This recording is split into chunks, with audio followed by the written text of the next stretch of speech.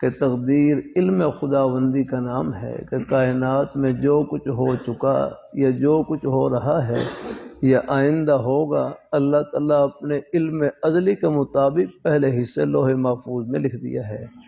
یہ مطلب نہیں ہے کہ جو لکھا ہے، یہ اشارہ دیکھا، یہ مطلب نہیں کہ جو لکھا ہے وہ کرنا ہے، بلکہ جو کرنا ہے وہ پہلے سے لکھا ہوا ہے۔ مولانا یہ مطلب نہیں کہ جو لکھا ہے وہ کرنا ہے تاکہ جبر لازم آئے ہے۔ تقدیر مجبر نہیں، مظہر ہے، علم خداوندی کو ظاہر کرنے والی ہے، مجبور کرنے والی نہیں، یاد رکھنا ہے۔